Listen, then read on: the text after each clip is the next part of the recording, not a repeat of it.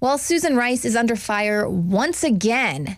She's actually getting 4 Pinocchios for some claims that she made back in January. Rice actually claimed on this Syria chemical weapons to NPR News that the Obama administration was able to get the Syrian government to voluntarily and verifiably give up its chemical weapons stockpile. Now, of course, we've seen the results of last week's attack. Whether or not the Syrian government was truly involved in this remains to be seen. Of course, there was no independent investigation done. However, they are tying the Syrian government to this latest chemical weapons attack, which means that once again, the Obama administration oversold what it was able to do there, what it was able to accomplish there with the Syrian government.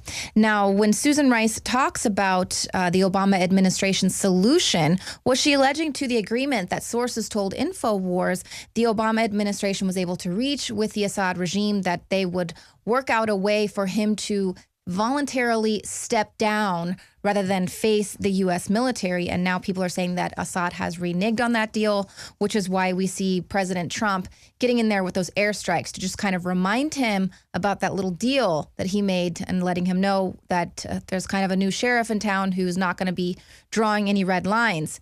Now, according to this fact checker, the Washington Post fact checker gives the former national security advisor a rating of 4 Pinocchios, which is the worst rating on their truth scale. And the Post writes, the reality is that there were continued chemical weapons attacks by Syria. And this is, of course, after another fact-checking by PolitiFact retracted its mostly true rating from a 2014 claim from then Secretary of State John Kerry that 100% of those weapons were removed from Syria. So this is all very interesting. And of course, this is a story that remains to be alive here as they have to continually roll it out to push their new narrative. It'll be very interesting to see how Google's new fact check deals with all of these retractions that they're going to have to issue when it doesn't suit their narrative. And again, Leanne says that that's not been investigated. So we're told by the Washington Post that it gets 4 Pinocchios.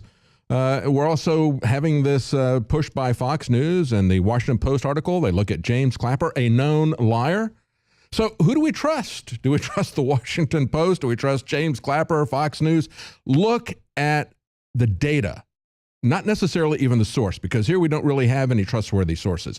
They're backing this on the idea that, of course, we wouldn't have struck this Syrian base if it wasn't a chemical gas attack from the Syrian government. So they're working backwards on this. Now, last week, as soon as this happened, there was an article on Liberty Blitz that was from Consortium News talking about intelligence analysts expressing concern over Trump's wag the dog moment. And they specifically talked about a former CIA officer, Philip Giraldi, who reported hearing from his intelligence contacts in the field that they were shocked at how the new poison gas story was being distorted by Trump and the mainstream news media. He said that there was a lot of anger within the intelligence community over the distortion of intelligence to justify Trump's military retaliation.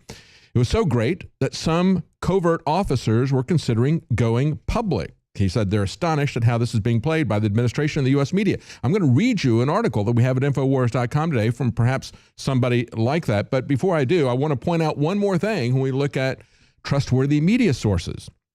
One of the people selling this, of course, is the New York Times. On Friday, they published a lead story by Michael R. Gordon. Now, he is a neocon, and he was one of the guys who, back in 2002, sold the idea of the aluminum tube story to say that Saddam Hussein was involved in a nuclear weapons program.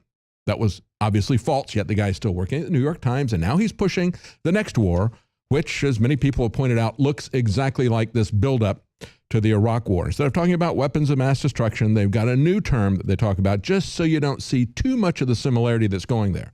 But let's look at what one possible person, this says this is authored under a pseudonym by a high-level source. This story that we have at Infowars.com, Donald Trump is an international lawbreaker. And they say this because it is an unjustified attack on a sovereign country. Let me ask you if this is an act of war or not. Many people, when I talk about the fact that we needed to take our time, we were not under an emergency threat to be attacked by Syria. We had time to take a close look at what was going on, to have this forensic evidence shown. That's one of the reasons why the founders had the Congress, as a deliberative body, decide whether or not we're going to commit an act of war. See, back in the day when this country was founded, war was conducted on a very close basis. You looked the person you were killing in the eye in most cases, stuck them with a bayonet, killed them hand to hand. They wanted to make sure that horror was not taken lightly. Now, Donald Trump sees pictures of people dying. They don't usually see pictures of the people that die with their actions. And that was a very shaking picture for him. But we need to have an investigation. We needed to take our time. Instead, we didn't do that. We just shot the missiles into another country. We attacked their military base. If somebody attacked an American military base that wasn't even in our country, do you think we would say that's an act of war? What if that military base was in our country? Yes, it would be an act of war. Now, this is what the source said. He said 5 things. He said the Russians briefed the U.S. on the proposed target. He said this is a process that started more than 2 months ago. There's dedicated phone lines being used to coordinate and deconflict. In other words, they don't want to have Russian and U.S. Hitting each other, colliding, or shooting missiles at each other. That now, I think, has been gone. I think the Russians said they're going to take that away. Number 2, the U.S. was fully briefed on the fact that there was a target there that the Russians believed was a weapons and explosives depot for Islamic rebels.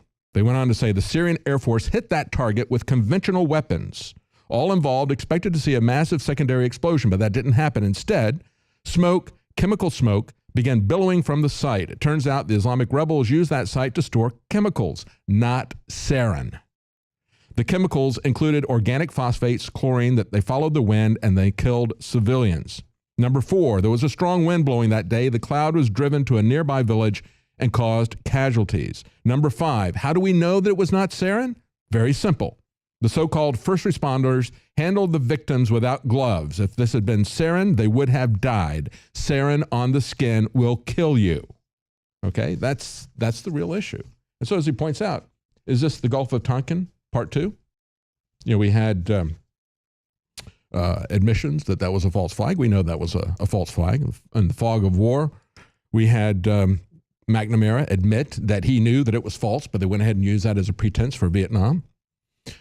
This is where we are, folks.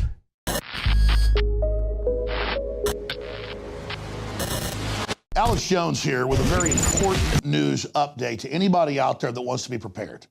But it goes beyond being prepared. Our bodies absolutely must have the good halogen iodine or we will die. And you look at all of the thyroid problems and all the people that don't have energy and that have all sorts of hormone problems. And from my research and a lot of just mainline research, it leads back to iodine over and over and over again. It's as important as vitamin C. If you don't get iodine, you die. But most people are just deficient, so they're low energy, they're sick.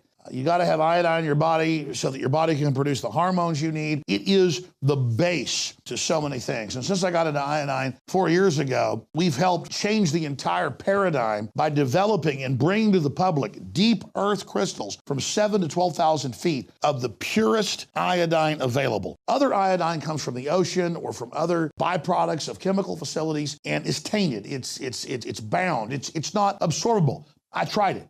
And I had incredible effects even with dirty iodine because the body needs it. When you don't have iodine, it absorbs the chlorine, the fluoride, and all these other bad halogens.